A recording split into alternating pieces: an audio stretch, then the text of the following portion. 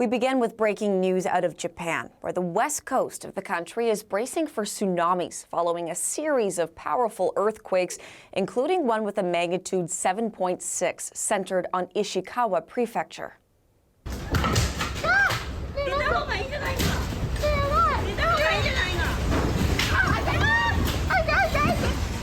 You can see here a massive fire that broke out in Wajima City as a result of the quake. The city's fire department reports that dozens of buildings have collapsed. Residents have been warned to prepare for additional aftershocks. There's been no word yet on overall casualties. For more on this, we're joined now by Albert Della Tella. So Albert, what can you tell us about this developing situation?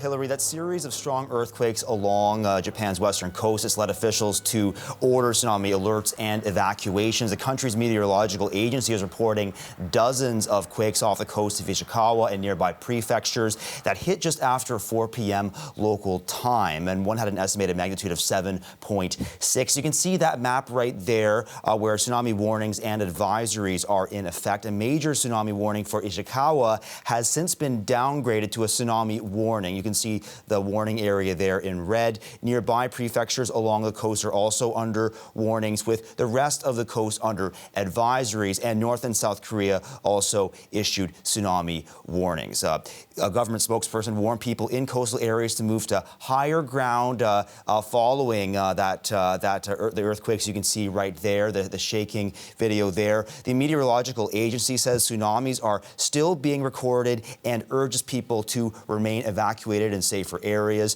Video of the initial quakes you can see there just gives you an idea of their strength. Dozens of earthquakes have rocked the area since the afternoon. One snowboarding tourist from Shanghai describes his experience when the shaking started from his location in Nagano, southeast of the epicenter. Pretty massive, if you ask me. So the whole room was shaking, the TV was shaking. I had to keep everything on the table. My friends were outside, still outside. So my first instinct was also just to text them to see if they're okay. Definitely, I was asking about the avalanches, and I think I didn't receive any notifications of that. So I think it should be fine. But definitely, it is quite scary. In Wajima City, the fire department there reports that at least 30 reports of collapsed buildings. There also is a concern that people could still be inside, possibly unconscious. Hospitals have received injured people, but at last update, they were running on backup generators, and damaged roads, you can see one of them there, make it difficult for people to even get to hospitals. A bit of relief here, though, when it comes to the nuclear power plants in the area. The government says no irregularities have been detected since the earthquakes back in 2011. Of course, the major earthquake then left the Fukushima Daiichi nuclear power plant badly damaged and leaking radiation. As of now, there aren't clear numbers on how many people could be injured here. There also haven't been reports on the number of if there are any deaths. But as I said, there is concern about who could be in those collapsed homes and structures.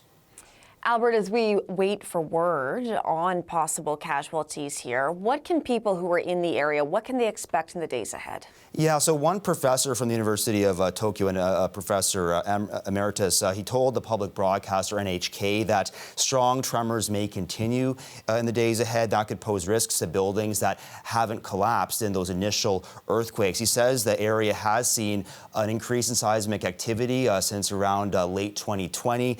So that could mean the possibility, he says, of another strong earthquake or earthquakes and a strong tsunami or tsunamis that could follow as well, Hillary. Okay, Albert, thank you for this. Albert Della Tella for us.